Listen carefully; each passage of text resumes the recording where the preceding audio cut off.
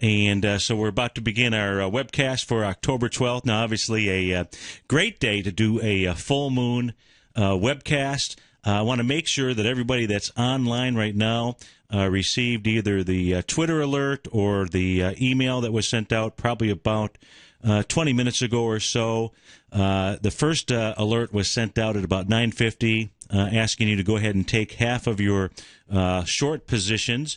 And then about 20 minutes ago, I sent out another email and suggested that now was the time to take the other half, or at least into the close. And then for everybody that was logging in at 14:52, I just simply said, take your full short positions, if you have not already. So hopefully you have done that. I'm going to, before we go into the normal Celestial web class, and also these photo images here were courtesy of one of our subscribers, Jack. So I don't know if Jack is on the line, but if he is or if he isn't, thanks so much. I think these are some cool full moon photos, if you will. I think they're very, very cool. However they were made, however they were doctored up, absolutely cool. So I'm going to just switch over to the charts here real quickly, since, I know everyone's interested in the celestial charting, but mostly, we're here to be able to, make money.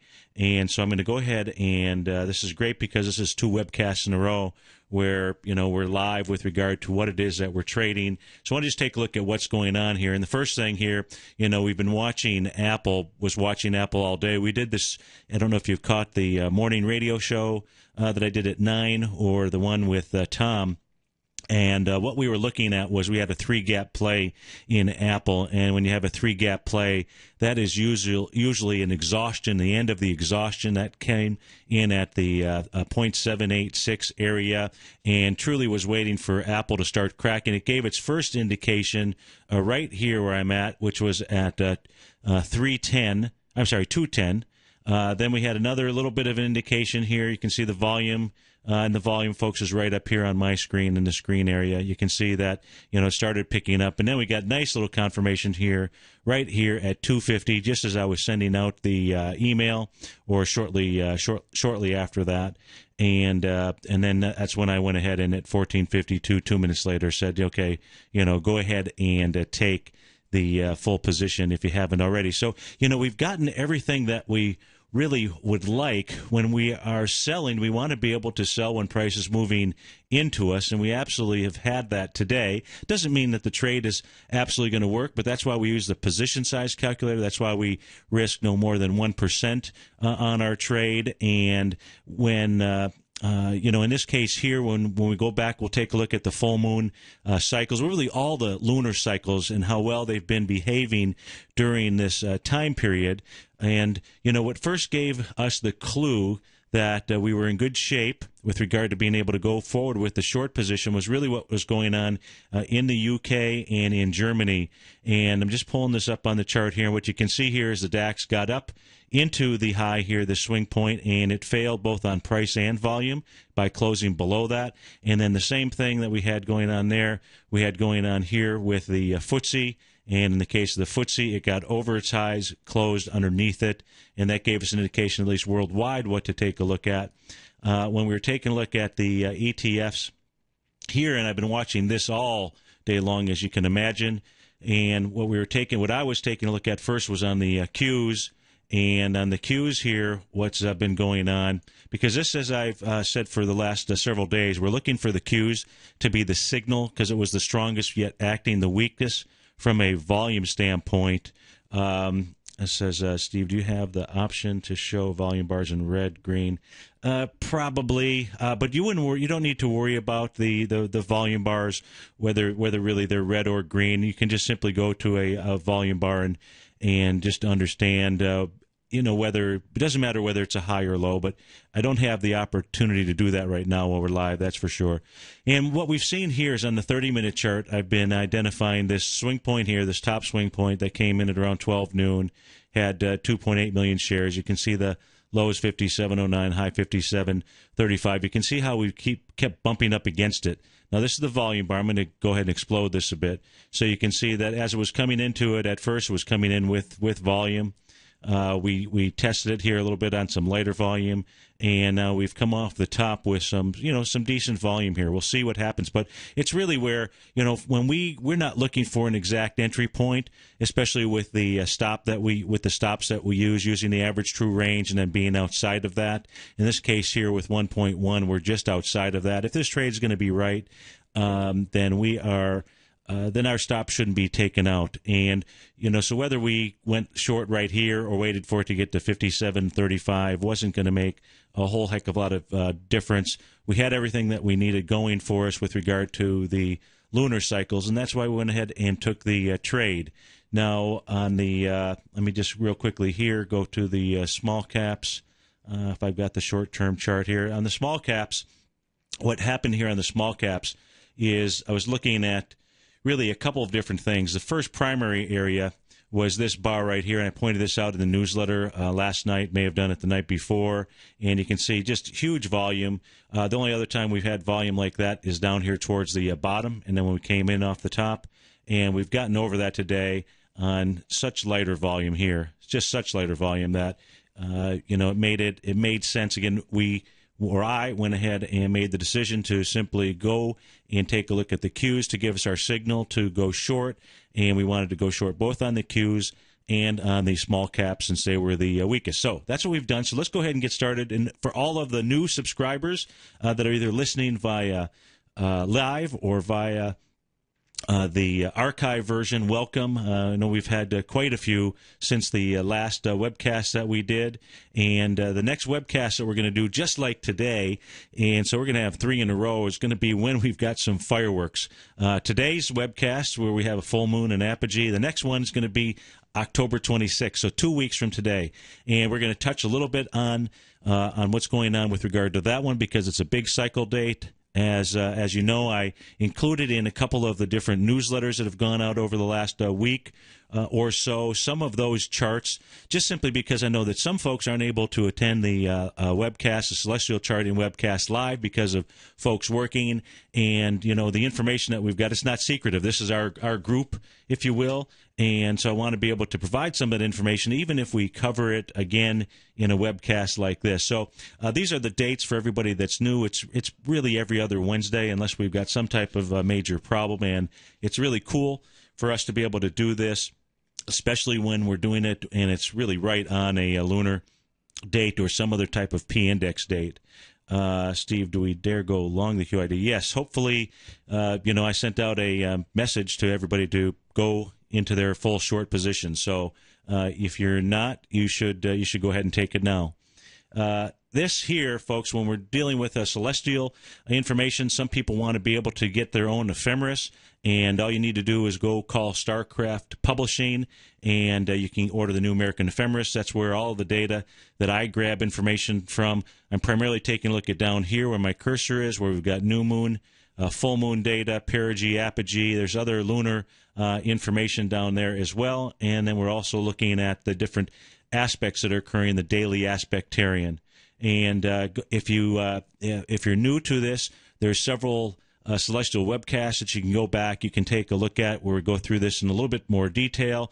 Basically, each day is identified. This is all based on a ephemeris time frame, which is 4 hours. It's 4 hours in advance of Eastern Standard Time right now. It'll be 5 hours in advance as soon as we go off of daylight savings time. And these are the number of aspects that take place on a daily basis, and what we're primarily interested in are the major aspects. That is these 5 here. These are specific angles. These are the major aspects as I've identified up here. You don't have to worry about. These are just the symbol markings as an example, if you will, and that's what we really try to key in on. But we also do take a look at how many aspects are occurring on each day, and when we have either a few number or a huge number, then what we're looking at is an unusual event, and typically where we see some type of market turn, which is what we'll be taking a look at for October 26th. As we take a look at here, the October major astro cycles and lunar dates, these are the lunar dates here that we're really dealing with, October the 12th. And again, so this came in at 2:07 a.m. ephemeris time this morning, which was really 10:07 last evening. And then at 11:44, 7:44 this morning, the moon was at apogee during the cycle, the furthest point from us.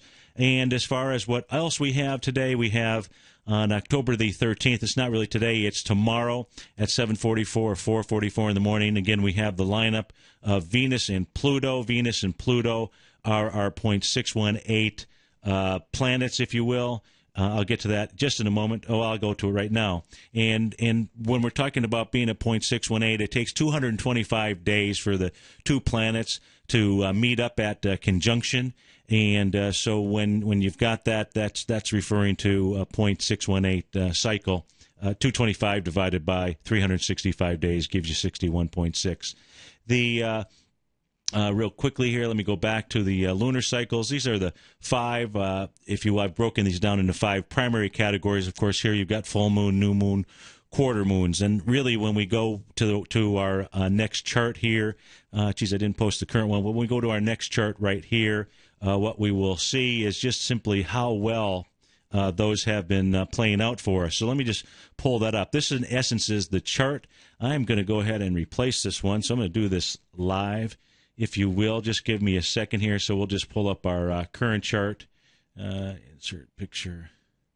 Give me one moment to do this. I thought I had done that before we started, and I'd like to go ahead and have the correct chart in here, just the one that's updated for today. So give me one more moment to do that.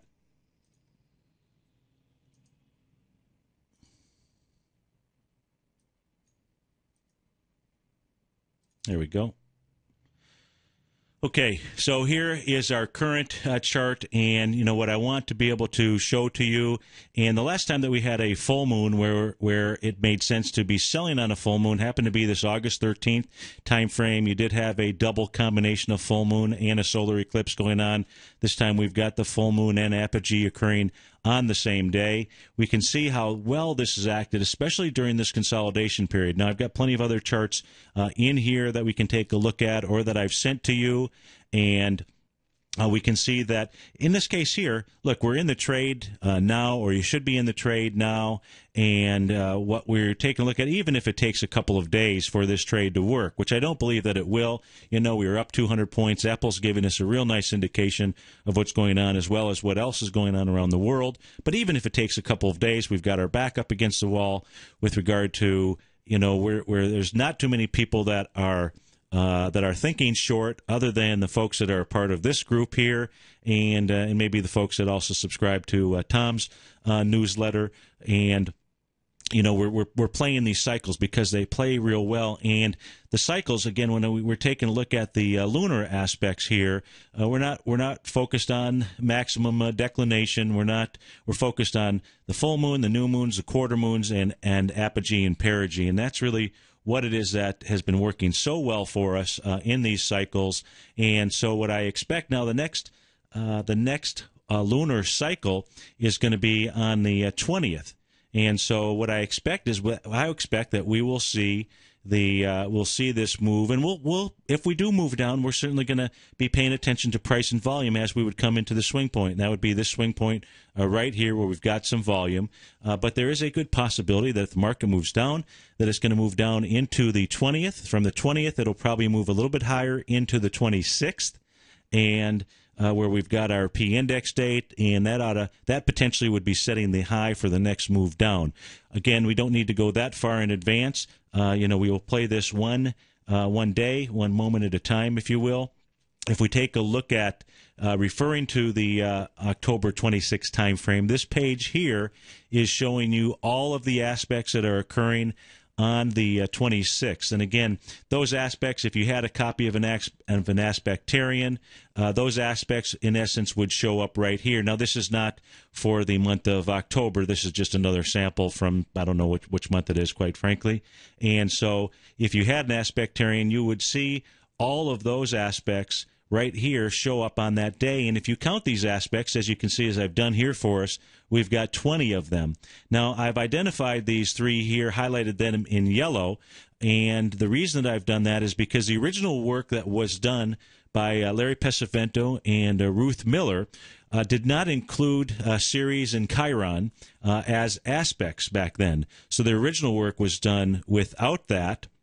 And and so when I go back and I take a look at their work, I wanted to both emulate their work as well as update it for the new, if you will. So the first aspect, the first thing that I did was go back and take a look at because I have the data for 300 years, as most of you know, is to go back and take a look at how many aspects did we have that only had 17 planetary aspects occur on one day. And you folks have seen a different version, if you will, of this table right here. I've provided you with the entire version that takes care of that looks at all the aspects as the original. So ET is standing for ephemeris time, original p-index states, the original work that was done by Larry and Ruth. And what you can see is we're dealing with this highlighted red area, 17.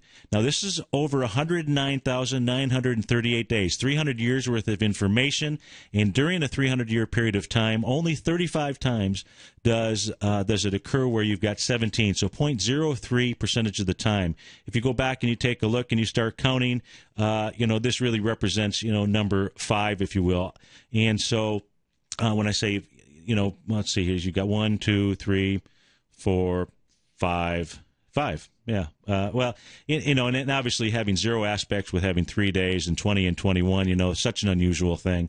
So this is a situation here where you've got a lopsided event, and I've gone back and I've listed them all out for you, the current ones that we've had, so from 1801 through today, so you can see how many that we've had. And then what I've done is I've gone back and laid those out over charts. And so let's see what I've got here. So what I first got is the lunar cycles, and I know I'm jumping around a little bit. Let me just flip through, and we'll stay with the p-index dates for a moment. And then we'll come back to those. I just have to find them. Give me 1 second here. We're still at full moon apogee. Okay, here we go. So when we take a look at that, you can see here I've got this labeled as old. If it says new, I just simply identified how many aspects were also occurring based on the new, which would be including Chiron and a couple of others, Ceres and a couple of others. And you can see how when this aspect came in here, how this identified, a very significant low. And that's the type of power, that potentially is behind what it is that we're going to see. And we'll know when the market, we'll know when we get there. We'll know whether the market has been turning lower or turning higher. The market could easily move up from here and could move up into that October 26 time frame. That would mean that the lunar strategy that's been working in the past, certainly been working for the last couple of months, would fail. And that certainly is a possibility. I don't think so, but it's a possibility and something that we'll have to be aware of. If we take a look at here, again, this one shows this one here is also identifying the new p-index where you've had 20, because that's what's really occurring. Remember on that chart that I showed, we had 20 new and we had 17 old. In this case here's one where you've got 20 that are new. Now I put off to the side how many old planetary indexes lined up on that same date as well. Here's where you've got 20, you've got old 17 and new 17. So you can see how I think this might be what I showed in 1998, and I'm sure that it is. Let me go to the next p-index date so you can see what we have out here. Here, where you've got a new p-index of 20, and again, that's not really our focus. Our focus is really on 17. This one here didn't have a real significant impact on the market. If we go over here, overall it had a low, but not really anything significant that you could take a look at. Here, when we take a look at old p-index dates, which is really where we're at, in 1984, you can see how this identified a major top in the market, so it's something to absolutely pay attention to. Here where we have an old, meaning 17 as well, this went sideways just for a bit. If we were in this trade, we would likely have been stopped out from an average true range. When you take a look at the size of these bars from top to bottom, I don't think entering here we would have been out of the trade. This is the only day where there might have been a possibility, but it marked a decent move down. If we take a look at this next one here, this is a new p-index date with 20. Again, my primary focus here is on the old, and I have all these charts for you to look at. And another with 20. Here's an old one with 17 on the old, 17 on the new, and you can see how this really marked a very significant high in the market, which is why we so much want to pay attention to this, especially when we know what's going on with the world, especially when we know that in the New York Stock Exchange, when we close below the weekly hammer, that has signaled to us that there is a substantial chance of likelihood of us to be heading much, much lower. And we've done this in some of the webcasts that we've already had as far as our possible targets on that. So what I want to do, excuse me, right now is let's switch back, if you will, to the lunar cycles. And on the lunar cycles, I'm going to pull this chart back up. So here's where we're at today. This is the area right in here where we've gone short in the marketplace. And again, if we go back and we take a look at this, sometimes this has taken just a couple of days. In this case here, you had a new moon that you could have sold, the perigee the following day, and we certainly would have been outside the range, even intraday from a stop standpoint. So I feel good about that. If we come to our next, and this is now going back, so now I'm going further left on the charts, and I've sent this to you. Here's where we're in our August time frame. In this case here, we can see we've made a nice high. This here, where you would have sold on the new moon. What didn't make a high or anything like that, but you can see the impact that the lunar system is having on the markets. This full moon here, which we did buy, our subscribers, we bought here. We remember this day because it was like, did we buy too early? And that proved to be a nice trade. We've got right here where you can see these lunar cycles are showing a good high. And you've got these three right in here showing high as the market was moving up. So, that's what we really want to be doing. We are actually living you want to sell at the highs and buy at the lows. And that's what the amazing thing is, that's what the lunar cycles are really allowing us to do. And then in the middle, we want to be taking a look for weak stocks, strong stocks, such as the Bourne trade that most of us are in. And we're going to take a look at that, and I want to be able to explain the Bourne trade and the thought process behind it and the work that Tom and I are doing behind the scenes, just simply to better understand that trade. So I'm going to switch now and continue going to the left. Now we're in the February 2011 time frame, and I won't spend a ton of time going over this chart here. Some of it has been included in the emails, but just simply a very easy visual to be able to take a look at the new moon, the full moon, apogee, perigee, and now I've added the first quarter and third quarter as well, because these are proving to be time periods where they are not always, but this is something that we certainly have to be aware of. Here you've got the third quarter, and it marked a nice bottom, new moon and apogee up here. This just continued to move down, and into our full moon right here. I think there is one more chart if we continue to go back into the 2010 time frame. And what's most important is to understand how this has been working in the past. But what is really most important is to say what's happening during this existing cycle that we're in. And the cycle that we're in is we are in a consolidation cycle, and where if you take a look at these high volume areas, they all tend to be they all are at the bottom. If you look at this one, you can see volume. If you look at this swing point, you can see volume. If you look at this volume bar here, you can see we're at a bottom. Here we're at a bottom. Here we're at a bottom. If we go up to the tops and we take a look at it, you can see very light volume. We're up at the tops here. You can see very light volume. And this chart here was probably grabbed at about 250. And, we'll go live to it, but you can see even today we've got light volume, and I'm just simply taking a look at the SPY. The reason that we are not short the SPY as well, not that might not be a bad trade. I see I have a message maybe inside the system here. We're not short the SPYs because Apple, which is a significant portion of the Qs, has been weak. and it's a very good possibility that we can see Apple lead us down. Apple's got the high volume low, and so I want to be short the Qs at this time because of the weak volume as it's gone up, and because you can have a reversal where what led you up will lead you down. And then we wanted to be in the small caps because of the weakness that we had there. So didn't want to, did not want to go into the SPYs or the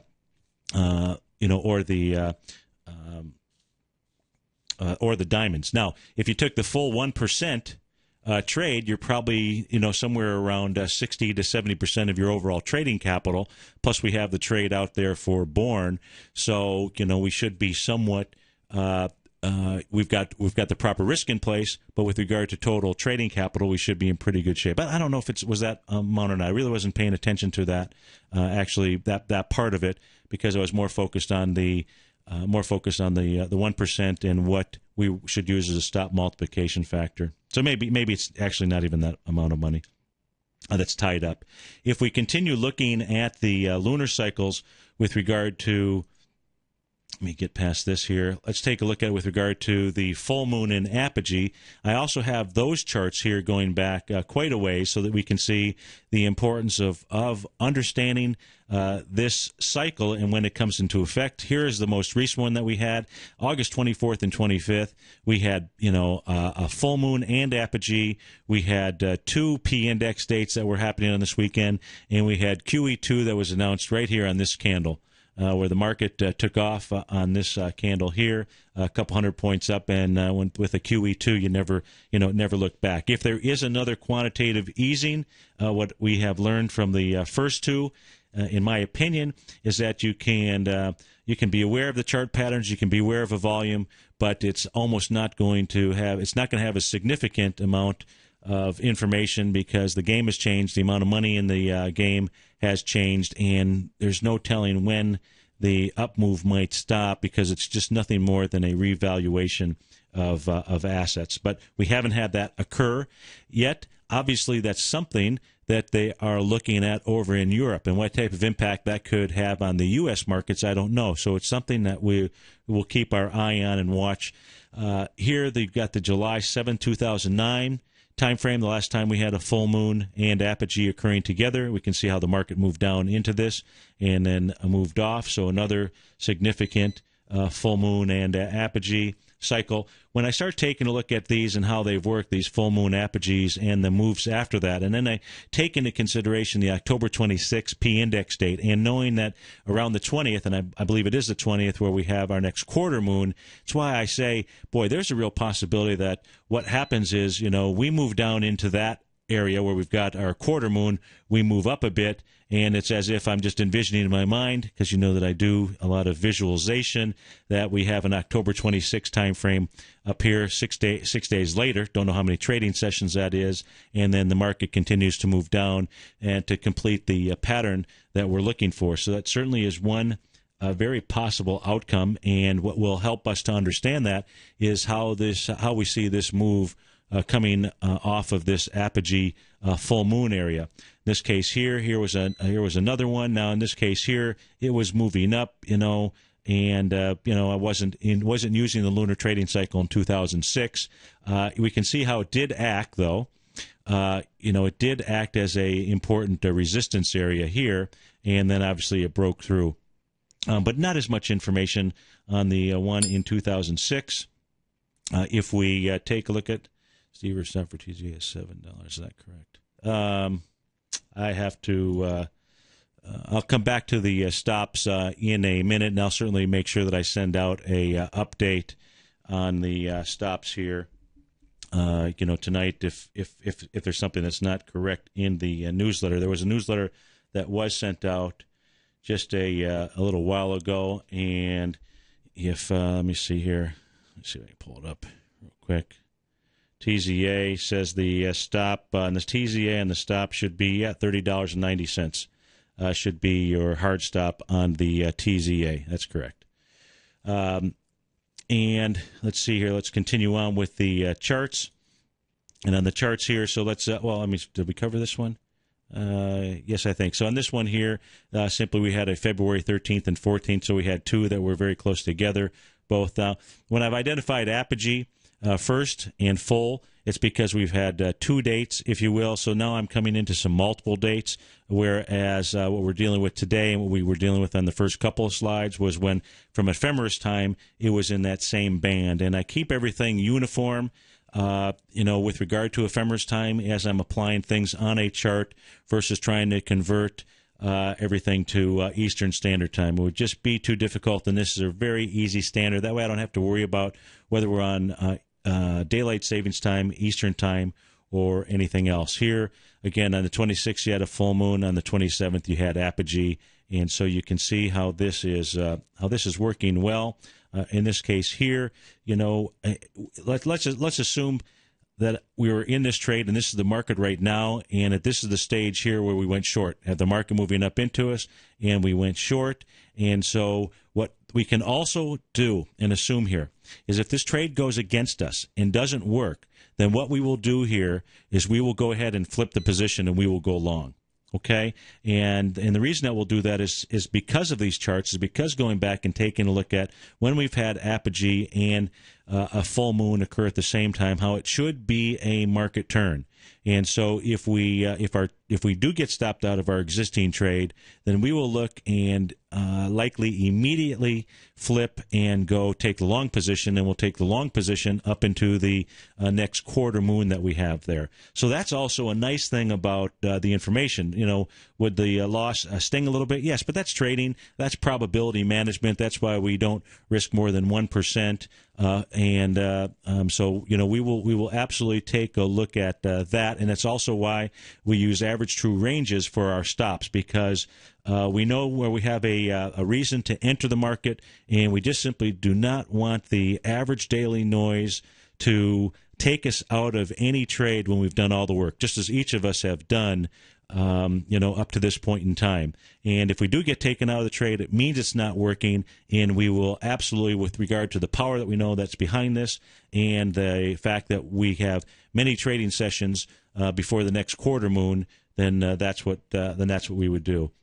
If we take a look at the next one that's out here, September 1st, again, you can see in this case here, September 1st, 2001, if we use that same strategy where we went long here because the market was moving down and it went below us, we still had plenty of bread, more bread that we could have made in this case here in this trade to the downside than we would have lost, on the trade from a 1% standpoint.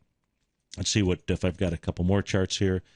Going back, I do. This here, as you can see, we had a full moon at first, then apogee slightly right behind it. So this one here, again, it wasn't trading the lunar trading strategy back in 2001. But it is important to see how powerful these points act as either continuation points or as market reversals, as you've seen through what it is that we have been looking at. In this case here, it moved down. If you were going short, so you've got going back to 2000, and then I think I have my last one here, which is going back to 1998 and showing the apogee and full moon. But what's most important is where you get this here was on the same day, so April 11th, 1998. You had this move right here on the same day. So again, now what I'd like to do here is I'm going to let me make sure I've gotten through all of the slides that I've put together for today's presentation. I have, and so what I'd like to do with it being 340 or 337 already, I'm going to go ahead and flip to the charts. And while I do that, so I've got the charts up right now, and I'm going to, let me just bring all these things in here. So the first chart that I want to bring up here is actually Born. I don't think I have that up here, so let me do that right now. And now this is a trade here, folks, that we had a stop in place of 279.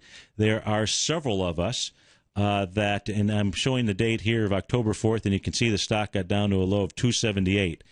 There are a few folks that actually got stopped out at the 279. I thought I was stopped out at the 279. I went ahead and took it out of the newsletter. As it turns out, I wasn't stopped out at the 279. I think that is because of the number of shares, the large block of shares that I had. and there were only on that day, well, there were 572,000. But if we go back to the 2-minute chart or the 1-minute chart, it then made sense that those with large blocks did not get taken out, and some with other size blocks. I don't know, but I had maybe a half a dozen emails from folks that also did not get taken out of this trade. Now, you can see Bourne right now is trading at $4.03. Here's what when we were taking a look at this, and the we being myself and Tom, this is a chart setup where in every instance you've got some volume at the highs. So in this area here, we've got volume at highs over here right now, which is at the going through the $8 price point. You've got volume at these highs. Even in this latest rung, you've got the volume at a high on September 27th. A high volume candle, and so this stock really looks like a really ideal long setup. This is Bourne that we're looking at now. There's additional work that we did, that Tom and I did, and I wanted to take a look at, okay, are there any funds now starting to accumulate this stock? And as of June 30th, the September numbers will be out probably in about 30 days or less. So each day we take a look at it. And this may be a longer-term trade for us. We may stay in this and ride this, whether the markets are going up or down, and we'll have more information on that once we see who additionally is accumulating. But Fidelity Management, for example, in the quarter ended June 30th, had accumulated 877,000 shares. They went from 0 to 877,000 shares. There are a couple of other funds. There's another fund that had 1 million shares. They bought another 75,000 shares. Guardian Life Insurance, Mutual of America Life. Who else is HSBC? So there are a number of funds that are starting to accumulate this. Well, if Fidelity Management is starting to accumulate it in one fund, they'll go ahead and start taking a look at accumulating it in another fund. And that was already proven because the first fund in Fidelity, and I kind of knock the mutual funds out there, so I do it for a different reason, but I still like to follow the money. So Fidelity Mutual International Fund had 506,000 shares in the quarter prior to that. So in that March quarter, now they didn't add anything in the June quarter. Instead, it was added by a different Fidelity fund. Well, Fidelity's got, countless funds out there. If they're starting to accumulate this stock, folks, we are going to take a look at holding this for a much longer term, because this stock could easily get back up into the $20 range. And so, to be in it at $3 and be and only have, I don't know what our stop is on it, but it was 70 cents, something like that maybe.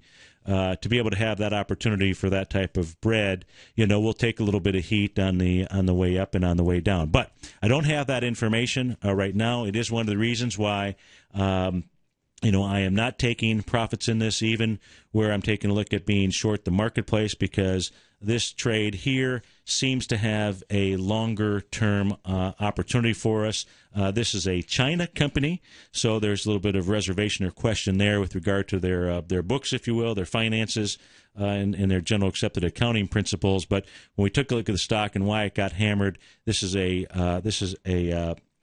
make alcohol, and they were really killed by the corn prices, in our opinion, and the price of corn has come down in this quarter, if you will, and where we believe that the dollar is going to get stronger and commodities will get weaker. This also becomes a nice dollar play as well. So that's where we're at on Bourne. I wanted to be able to share that with you as to why we are in that. If we so now let's go back and let's take a look at Apple. Let me pull up the Apple chart here, and on Apple right now, what we can see with Apple, what it did do is it closed the gap of the day, but there still is a third gap. Now, it's not going to show up when I pull up the daily chart right here because it closed the gap, but we know that there was a third gap that took place this morning, sold off from here, and what it's also doing is you can see that there was a gap down, if you will, and this gap down was from the high on September 21st down to the September 22nd area. And what we can see is this gap here has held. Now, the high on that was 409.82. We did not get all the way up to the top of that. You got up to 409.25 before it started giving it up on price. So this is also another indication that you're, that the market may be ready to turn. With regard to your question about the stop on Bourne, yes, we're going to keep that at 279. We're not going to go ahead and move that up because this is a longer-term play. Now, obviously anything that I trade or any suggestions that are out here, each of you can make your own financial decisions. There's a good profit in on that, but I wanted to make sure that I was able to communicate to you that if there are funds that are accumulating this stock, you want to be in this stock. You want to have this stock off to the side, and this is a different trading strategy, if you will, than we're going to play this up to swing points and and go ahead and sell it. So my suggestion is to leave your stop in place at 279.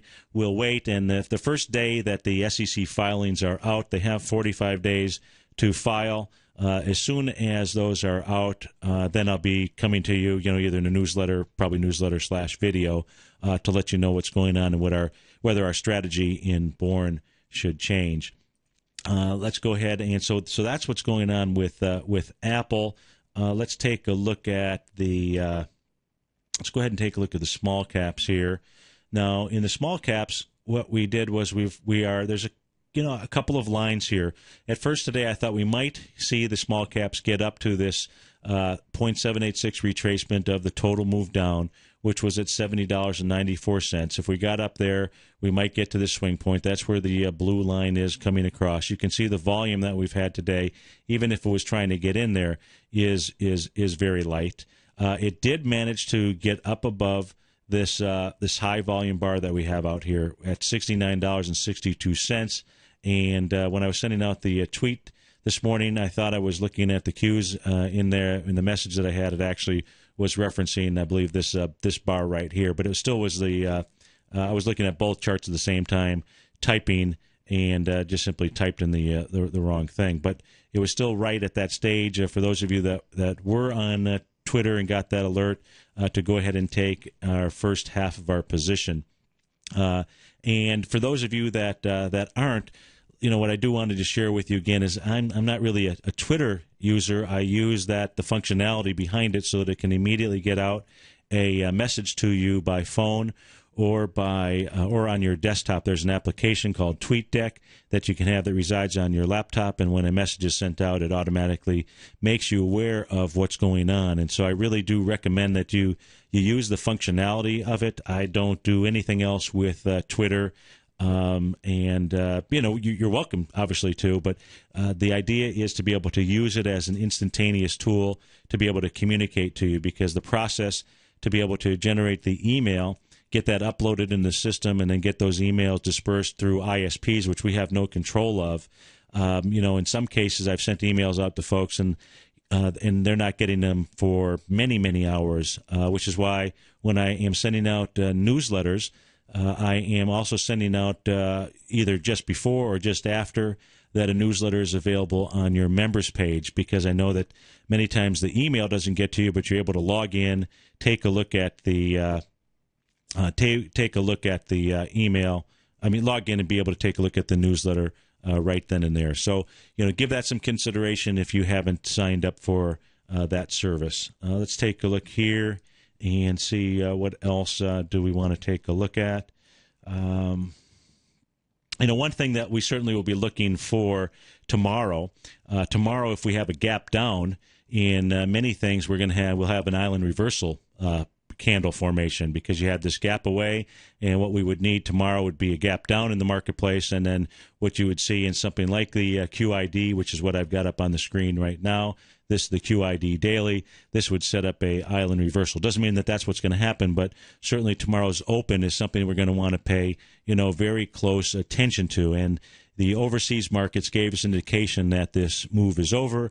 The Dow, which is not the number that I really focus on a whole lot, quite frankly, because you've got 30 stocks to push around. It's pretty easy to push the Dow up. But, as we're speaking right now at 348, what we're seeing is we are seeing a sell-off in the market. We're down to 113. It's got 12 minutes to go red, and that would be a beautiful thing. Let's see here. I've got a question here. Let's see. Is Twitter and text message the same? It is. Twitter and text message is the same. I didn't get the text. Mike, call the office if you would and speak to Leanna to make sure that we have you properly set up on Twitter. No, Twitter and text message is not the same. I used to have an old text message system. That is going to come down, so no. So make sure that you've signed up now for the Twitter service. The Twitter service is replacing that text tool, and so I apologize for that if you did not get that. You still got the email that was sent out, hopefully. But in any event, please change over to that, okay? And that way you'll get text sent to your phone and your computer. You can have them sent to both. Let's see, what else was here? Your stop, 279, we covered that. When you're done with your presentation, can you explain how you decided where to update your stops on ZAG and JAG last week? I did it based on some intraday areas. If I pull up ZAG here real quickly and I go to a 10-minute bar times 10. I don't recall exactly what my stop was on ZAG, but if you see this high volume bar that we've got here, and it may have been something, may have been a 5-minute chart. This stop here would have said the high was at the 1168. Does anybody remember where the stop was placed? But this is when I was taking a look at some weakness with regard to volume that was going on in the marketplace and it moving up. I wanted to place a stop and for us a logical place that made sense where we would, in the case here of ZAG, have maintained a good profit. This is not looking real good with regard to, quite frankly, with regard to the volume on the way up here, certainly on a 10-minute basis. But what I will do when I take a look at stops on anything is what I will do is I will come in and I will start digging down into the stock and looking for areas of support and resistance. If we went back to JAG or ZAG, the wide bar there that had that volume, I could have put it all the way down at the bottom of that volume. That would have taken away some nice profits, and I absolutely did not want to do that. And the same thing on JAG here. I don't know if it was a 5-minute or if it was a 10-minute bar, but it was probably this bar right here from October the 11th. Might have been right in here, but that's simply what I would have done. Any other questions? We've got really probably just a couple more minutes, and then that way the production guys are able to prepare for the next show at 4 o'clock. Any other questions or anything that we need to cover? The position size calculator. Let me just again, I'm doing a free webcast on that. But for you folks, I hope that you're using the position size calculator. I do look at the Bradley model as well, but the lunar trading strategy is working so well that. So let me quickly go over this position size calculator again, and there's a video on it, so please go take a look at it. When I'm sending out a trade, what I'm providing you with is with one thing I'm providing you is with the stop multiplication factor, this 1.1. When you use it, you know that it defaults to 2.7. But oftentimes, I'll go ahead and adjust this stop multiplication factor. And so when I'm sending out an email to you or I'm sending out a Twitter alert and asking you to go ahead and enter a trade, what I'm doing is I'm providing you with how much of your risk capital, because sometimes it's less than 1%. And I also am sending out what should you use as your stop multiplication factor. To use this, what you're doing, folks, is you're just simply entering the symbol. In this case here, it's SQQQ, and the next thing that you do would be hit a search. Then what you want to do is you want to identify what is it. Is it an index, ETF, a sub-index? A sub-index might be like the XLF inside which is a sub-index of the S&P 500. In this case here, the SQQ is actually an index ETF. You would go ahead and put in your capital that you're trading. So if you're trading $10,000, you could go ahead and put that in. Whatever the risk percentage is, maybe I say you only use 0.75% risk. and then this automatically calculates your average true range. Now, because I'm using this and it's set at 1%, that's what it came back to. You can change this to anything. Now, what I also know is that there's a number of my subscribers that subscribe to other services. This calculator is used for anything. Your own trading, for Tom's service, for Larry's service, for Basil's, for David's. And so all that you need to do is if they tell you to go ahead and take a 83-cent stop, you can put in 0.83. You can put it in either box if you want, but put in 0.83. Come down here and put 1, because 1 times 0.83, and then you just have to identify how much of your trading capital you're going to risk on that trade. And so then now I don't know where the entry is. I'm just going to throw in some figures here just so that it completes. And when you've done that, folks, and you hit the calculate button, what will happen is this will tell you exactly what your position size should be. It will give you what your reward to risk is. Now, again, I just threw in some numbers here so that you can see how it works. But please use the position size calculator no matter whose trades it is that you are using. You mentioned talking with Leanne in the office every time I call with the question she does. A fantastic job. Please, I'll pass that along. Thank you, Richard. Okay, so please use that position size calculator, no matter who it is at your system, and don't trade more than 1%. You don't have to do it. I've done the math. I know it. I've been using this for years. This is a great way to trade. Absolutely great way to trade. And we need to teach others because, you know, we can help others along in the process here. Any other questions? Because we've already 4 minutes over my allotted time, but I love you guys so much that our production guys will just have to we'll have to set their clocks back 4 minutes, 5 minutes. Okay, well, great, folks. You should be short at this time, so we're short, we're long, and Steve, you give us a whole bunch for the money. You bet. That's great. I love it. And guys, thanks. And remember, all of you new subscribers, anybody, you know, everybody can tell you can access me by phone. You can access me by email, steve@tfnn, and don't be afraid to call. I'm always here. Okay, so have a great day, folks, and I'll see you in the morning. Bye-bye now.